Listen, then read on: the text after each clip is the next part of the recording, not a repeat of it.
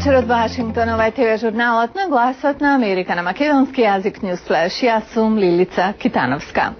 Израел дозволи на стотици носители на странски пасоши да го напуштат појасот Газа, додека на многу места во светот и натаму се организираат протести. Ова е темата што го држи светското внимание и на овој втор ден од новата година. Околу 400 лица денес се евакуираат од Газа, кревајќи ги шпекулациите дека предстои копнена офанзива од илјадниците израелски трупи распоредени по должина на границата. Израелската армија денес го блокира западниот брег за 48 часа, забранувајќи секакво движење во окупираната палестинска територија, освен за итни случаи. Во исто време избиваат масовни протести во светот, осудувајќи го бомбардирањето на Израел. Во Рамала се веја знамења, извикувани беа слогани на солидарност со палестинците во Газа. Во Индонезија најмалку 10.000 луѓе маршираа низ улиците на Джакарта, извикувајќи Господ е голем на арапски пред американската амбасада. Афганистанци протестираа во Кабул со слогани против Израел и САД и со палење на знамењата на овие земји. А само пред неколку минути пред новинарите се појави државниот секретар Кондолиса Рајс, која кажа дека САД се многу загрижени и работат со светот за решавање на ситуацијата со постигнување одржливо примирие и дека нема да се согласат со враќање на статус кво. А од другите вести, новоизбраниот председател Барак Обама го заврши одморот во Хаваи, се врати во Соединетите Американски држави и во понеделник ќе се сретне со спикерот на Претставничкиот дом Ненси Пелоси. Тема на нивната средба е стимулативниот пакет за помош на американската економија. А Куба ја одбележа 50-та годишнина од револуцијата што го донесе Фидел Кастро на власт и го претвори островот во близина на САД во комунистичка држава. Председателот Раул Кастро ја предводеше церемонијата, а волниот Фидел Кастро не се појави. Не е виден во јавност повеќе од 2 години. Како и да е, Обама вели дека би разговарал со кубанските лидери, но дека би го задржал економското ембарго како притисок за демократски промени. И блокот вести го завршуваме со изјавата на опозицијскиот лидер на Австралија, кој вели дека притвореници од Гвантанамо не се добредојдени и го повика премиерот да го одбие барањето од САД за нивно преселување во земјата.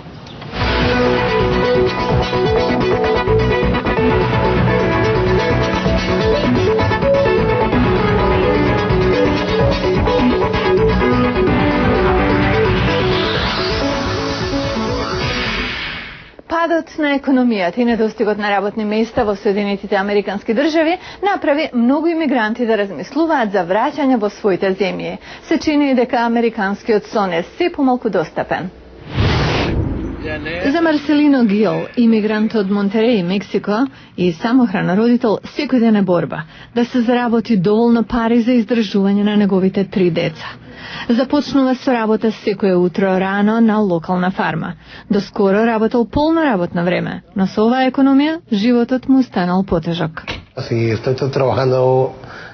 Работам околу 30 часа неделно, што не е доволно за живот. Пред тоа работев и по 60 часови. Гил работи на одржување на расадник за папрат. Ова индустрија уште ги чувствуваше последиците од ураганите во 2004, кога беа збришани посевите вредни $76 милиони. Гил дошол во САД во 1977 како 19 годишник. Сега размислува за враќање во Мексико. Кога дојдов, добро заработував, но тоа веќе не е можно. Нема доволно работа. Неговиот најстар син, Хавиер, има 18 години и работи. Но другите 2 деца, Дженет, 16 години и Марселино, 11, се на училиште. Дженет е загрижена. Тој се обидува да ни обезбеди се што ни треба за на училиште, сака да успееме. Ако немаме пари, јас не можам да се запишам на фудбал и други работи и не ќе можам да добијам добри оценки. Гил сам произведува овошје и зеленчук за да заштеди пари. Понекогаш поправа автомобили за пријатели после работа. Дури продал и дел од мебелот за да издржи до следната плата. Тоа е легално во САД, но вели сонот за подобар живот во Америка му се лизга низ прсти.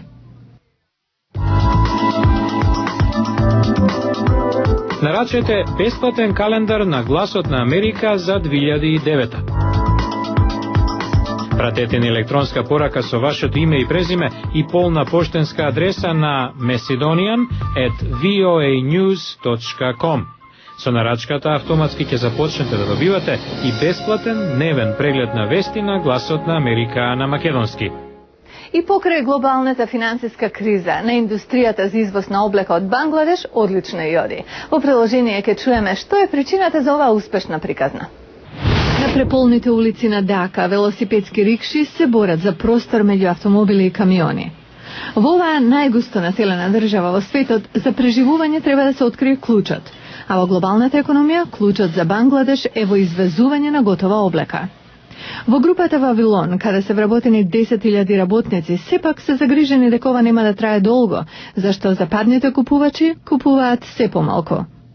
Но директорот на компанијата, Абидур Раман, вели: We don't expect all of a sudden this Не очекуваме преку ноќ да запре бизнисот, зашто имаме искуство и способни сме. Имаме професионалци што се конкурентни на другите.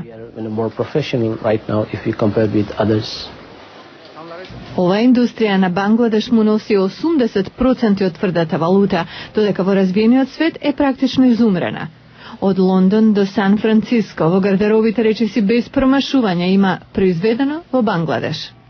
Во ова време на криза и многу дизајнери се вртат кон Бангладеш, така што нивните фабрики бележат зголемени нарачки. Пред се заради ефтината работна сила, но и заради тоа што се одговорни. Захара Бегум, 15 години е шивачка во Дака, заработувајќи околу $50 месечно. Таа вели 2008 била добра година. Ако го одржиме квалитетот и во наредната година ќе бидеме конкурентни, вели таа. Во главната канцеларија на Асоциацијата на бангладешки произведувачи и извезувачи на облека постои страв дека кризата доаѓа, зашто банките поставиле 15% камата за комерцијални заеми. Подпредседателот Шахидул Ислам вели дека тоа може да се избегне ако владата интервенира. Индустријата не може сама да се справи со рецесијата. Ова е сценарио за настап на владата. А што е во залог во Бангладеш? Живеачката на 2,5 милиони работници и повеќе од $10 милиарди годишен приход за нивните шефови. Го гледавте News Flash на Гласот на Америка на македонски јазик. Јас сум Лилица Китановска. До гледање.